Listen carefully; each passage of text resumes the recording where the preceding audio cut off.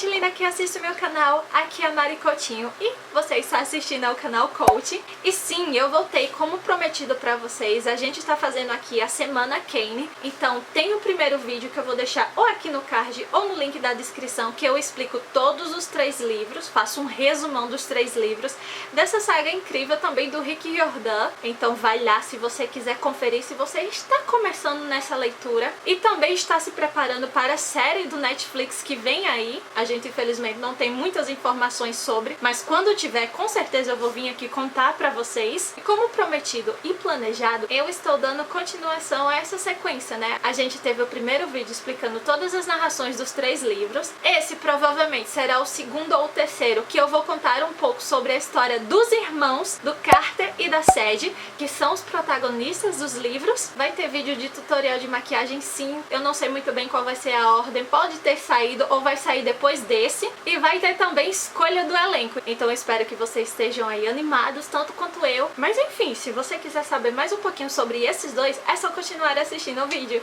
Pois é, minha gente, vocês acharam que não ia rolar um chroma key aqui, não? Quer dizer, agora vocês estão vendo assim, mas peraí, deixa eu tentar dar um jeitinho nisso daqui.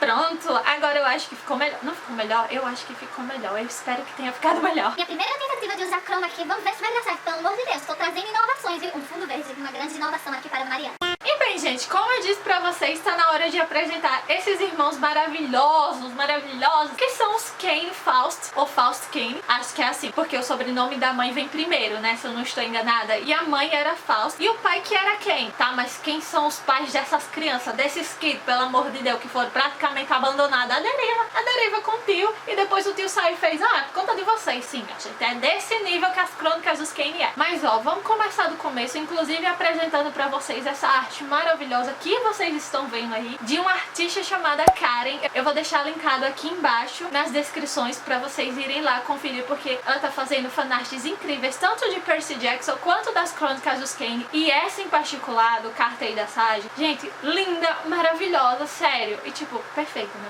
Perfeito.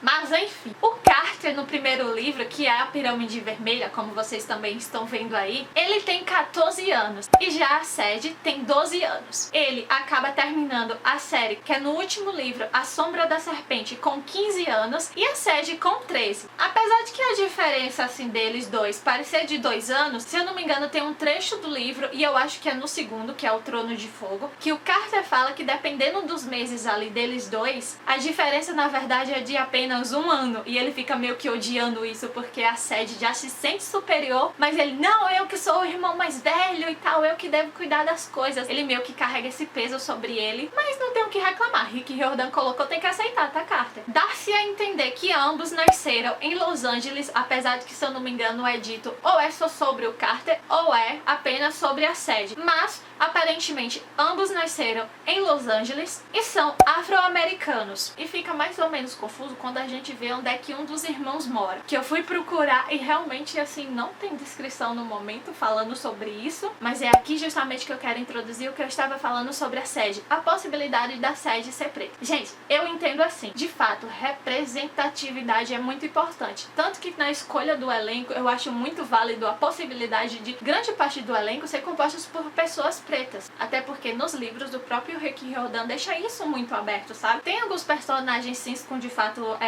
características em detalhes, como a Jess, como o Walt, como a Sadie, e o pessoal ficou, tá, mas ela é afro-americana, então ela poderia ter nascido preta também. Mas gente, existe a possibilidade dela ter nascido branca, primeiro por conta da mãe, e assim, do que eu aprendi de genética também existe a possibilidade, e outros exemplos que eu posso dar, e isso também não é tipo, porque tem que ter uma branca no elenco. Não, é porque quando você vai ler a história, a divisão que o Rick Riordan fez de colocar o Carter como afro-americano preto e a Sadie como a afro-americana branca, a gente vê tipo diálogos e situações deles dois e ela protegendo ele de certa forma que tipo ela odeia também os olhares que ambos acabam recebendo, que a gente sabe que isso é possível. E tá aqui alguns comentários que eu vi que o pessoal tava meio que tipo falando, agradecendo pelo Rick Riordan ter representado isso em um livro, um filho ou filha de pais que são de 2 descendências, eu acho que se fala assim, e que nasceu mestiço. Eu não sei nem se mestiço é uma palavra que eu posso usar, porque hoje, né, a gente tá mudando mudando, a gente tá evoluindo e tem novas palavras, mas eu sei que tem inclusive uma trend no TikTok que eles falam Mixed Boy Check ou Mixed Girl Check, né? E o pessoal tava agradecendo porque existe a possibilidade deles terem nascido assim, tipo, o pai é preto, a mãe é branca e a criança não nasce preta, a criança nasce branca, mas nesse caso a gente tem os dois. Então assim, não é que a Sage, por não ser preta, ela vai tirar representatividade, não, porque a gente tem isso no Carter. E a gente vai ver muito dele nos livros, ele contando como é a vida dele, como em determinadas situações certas coisas aconteceram. E bem, essa é a minha explicação no momento. Na verdade é só explicando mesmo, tá? Os pais desses dois, como eu já havia dito aqui pra vocês, é o Julius Kane, que é um arqueólogo muito famoso, especializado na mitologia egípcia, então ele vive viajando o mundo com o Carter, que infelizmente ele só pôde ficar com o Carter, então o Carter vai pra ele para todos os museus, porque o pai fica sendo convidado pra palestras e tal. Enquanto a Sage acabou indo morar com os avós em Londres, sim, na Inglaterra, que é aí que a gente entra com a Ruby, que é a mãe da Sage, que inclusive no almanac tem uma arte original dela, eu vou colocar aqui pra vocês. Então assim, o Carter puxou o pai e a Sage puxou a mãe. Mas o que é que fica confuso? Justamente essa parte quando a Sage vai pra Inglaterra e a gente acha que tipo assim, não, então a descendência deles são de ingleses ali, mas em nenhum momento eu encontrei algum relato que tipo assim, que tanto a Sage quanto o Carter pudesse ter essa descendência de inglês, fala só que eles são afro-americanos, tá? Mas aí como eu disse, enquanto o Carter vai viajar pelo mundo com o pai, a Sage fica em Londres. Isso eles são divididos quando, se eu não me engano, a Sage tem 6 anos. Só que depois eles vão morar com o tio, depois que dá as tretas lá, que você deve assistir o primeiro vídeo pra você entender isso. Depois eles vão morar no Brooklyn. E isso é muito interessante porque quando eles vão para os Estados Unidos, para Nova York, aí o tio deles fala, não, a gente tem que ficar desse lado do rio, que se eu não me engano é o lado leste. Até porque no Egito Antigo, o lado leste era considerado o lado mais fértil, se eu não me engano, do Nilo, do rio Nilo. Então para a cultura deles, a cultura dos magos da Casa da Vida, o lado leste é o melhor. E daí ele fala, a gente só não deve se meter lá do outro lado, porque meio que é a terra de outros deuses. E gente, isso é uma referência clara, nata a Percy Jackson, porque a gente sabe que do lado oeste é o quê? Manhattan, Empire State Building, onde vivem os deuses gregos de Percy Jackson. E eu só queria ressaltar isso porque isso foi muito legal quando eu li, tá? Eu diria que o estilo da Sage, apesar de que você tá vendo aqui, é meio grunge, ela gosta, ela tem amigas que também se vestem parecido, inclusive já introduzo aqui as amigas da Sage, antes quando ela morava em Londres. É a Liz e a Emma, elas vão aparecer bastante no segundo livro. E o Carter, ele meio que diz que não tem muitos amigos, a Sage às vezes o culpa porque diz que é o estilo dele, porque o Carter se veste meio como se fosse um professorzinho, sabe? Mas isso sobre orientações do pai dele. O pai dele fala, Carter, você é um descendente afro-americano e estar bem vestido pra você meio que conta, porque ele sabe que vai receber olhares tortos, e isso tem no livro, mas a Sage fica, você é um garoto de 14 anos, tenta se vestir mais normal e não como um professorzinho de blusa, aquelas blusas de algodão, a calça caqui e mocassins. Ela fica tipo braba. E depois o Carter até passa a se vestir de outra maneira, quando ele para de viajar pelo mundo e toma essa vida de garoto normal, só que não. E os amigos do Carter, como eu disse, ele não tem muito, mas quando ele vai começar a treinar no Brooklyn com a irmã, vai ter o Kufo, eu não sei falar esse nome, mas eu vou colocar aqui, que é um babuíno, que ele fica na verdade sendo amigo tanto do Carter quanto da Sage, mas é um personagem também incrível, muito engraçado e tipo, muito fofinho de se ler. Mas principalmente o Carter vai ter os amigos da Casa da Vida, que são a Zia, o Watts, e se eu não me engano, esses são os principais. Tem outro, mas eu esqueci, que é um garoto que segue a mesma magia que ele vai seguir, que é a magia de Horus. Inclusive, já posso introduzir aqui os caminhos da Casa da Vida de cada um.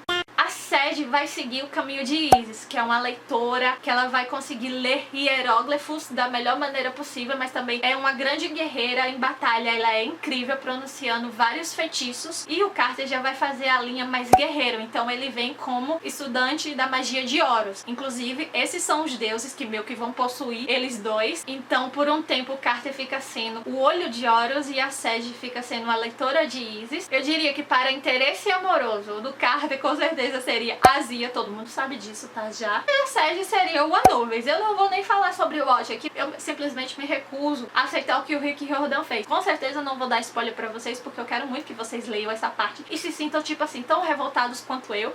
Eu diria que um defeito da Sage é ser muito impulsiva, às vezes ela age muito sem pensar de fato e acaba sofrendo algumas consequências ali que a deixa chateada depois. E pra compensar, pra ser tipo o contrário, eu diria que um defeito mortal do Carter Carter seria ele ser uma pessoa hesitante, pensar demais. Às vezes as coisas estão acontecendo e ele precisa agir rápido, mas ele tá, não, peraí, a gente tem que pensar, a gente tem que fazer de outro jeito. E quando vê, já não dá mais tempo. Então esses dois, eles acabam aprendendo um com o outro a equilibrar, né? Fazer essa balança acontecer aí. Mas não antes sem passar um grande perrengue, porque é isso que o Rick Riordan gosta, né, minha gente? Gosta demais. E agora vamos à história dos dois, que na verdade é bastante simples, um pouco triste de fato, porque como vocês já perceberam, eles perderam a mãe muito cedo. A mãe e o pai estavam tentando fazer uma espécie de feitiço. Eu aqui não quero dar muito spoiler, você confere o primeiro vídeo novamente pra saber mais. Mas a mãe e o pai desses dois estavam tentando fazer um feitiço, se eu não me engano, em um monumento em Londres, que é como se fosse um obelisco, tem lá. Ou se eu não me engano é a agulha de Cleópatra, ou os dois são a mesma coisa. Mas enfim, é um monumento egípcio no meio de Londres.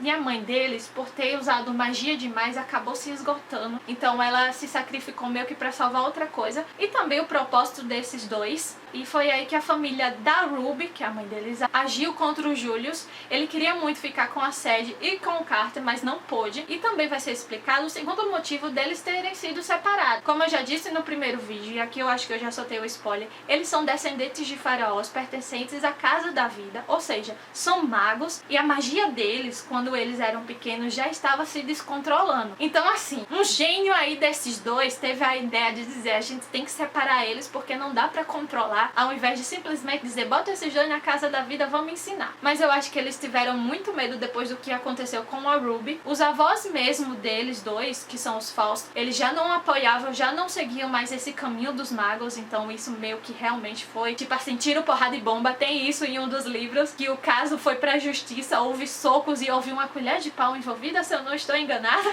Muitos xingamentos depois, então Sadie e Carter se separaram, até que tudo aconteceu, até que o pai deles libertou os deuses em uma visita a Londres, porque ele só tinha direito de visitar a Sadie 2 vezes ao ano. Então quando a Sadie tem 12 anos, que é o início da Pirâmide Vermelha do primeiro livro, ele vai visitar a Sadie e leva os dois para um museu para executar um feitiço que para ele, tipo assim, o intuito era trazer provavelmente a esposa de volta, só que dá muito errado. E ele acaba libertando 5 deuses, 2 deles que vão possuir as crianças, assim dizendo. E é aí que eles ficam, tipo, sem saber o que fazer, sem reação, os dois, porque não foram apresentados a esse tipo de situação, até vir o tio deles, que é o Amos Kane, por parte de pai então, e levá-los para os Estados Unidos, para o Nomo do Brooklyn, ou seja, uma parte da Casa da Vida que fica nos Estados Unidos, no Brooklyn. Na verdade, a Casa da Vida, ela está em todo o mundo, espalhada por todo o mundo, e enumerada por nomos, assim dizendo. Se eu não me engano, o do Brooklyn é o 21º e o do Egito fica sendo o primeiro, mas é justamente lá no Nomo do Brooklyn que eles vão aprender tudo aquilo que antes eles não tinham noção alguma. É claro que pra Sadie vai ser muito mais fácil, porque a Sadie é muito descabida, a gente vê tipo isso logo de primeira. Já chega num exemplo maravilhoso quando o Carter fala que o pai carregava uma bolsa e sempre dizia pra ele, nunca olhe na minha bolsa, é tudo que eu peço. E ele nunca olhou, e quando ele conta isso pra Sadie, ela fica tipo, eu não acredito que você simplesmente não desobedeceu isso, se era suspeito, por que você não olhou? Então a gente vai ver essa diferença entre eles dois, dessa personalidade incrível que ambos têm. E é assim que ambos vão lidar com toda essa situação. Eles vão evoluir a cada livro, a cada história, com certeza vão fazer amizades. O Carter não vai deixar muito de ser Carter, mas todo mundo vai crescer. E é assim, muito fantástico, mas também muito triste, porque não tem muitos livros, só tem 3. Então, meio que do primeiro ao último livro, se eu não me engano, passa em torno de um ano e meio só. E se eu não me engano, em Percy Jackson a gente tem 5 livros, fora os Heróis de Olimpo, então passa muito mais tempo conhecendo a história de Percy Jackson. Queria muito que o Riordan escrevesse mais, só que eu acho que vai ser muito explorado isso na série. A gente vai ver os interesses amorosos de cada um, a gente vai ver eles aprendendo magia, que tipo é o que eu tô bem mais ansiosa, com certeza. Eles conhecendo o Egito e outros lugares que eles vão precisar enfrentar, até porque o mal, que na verdade aqui se chama o caos, está surgindo e eles, como a Casa da Vida, tem que combater esse mal, esse caos. Então assim, vai haver muitos conflitos, vai haver, com certeza, foi um dos livros do Rick Riordan que eu mais senti a evolução, não só de palavras, não só do texto, não só da narração, como também dos personagens e do tom da história. Você vê que o primeiro tom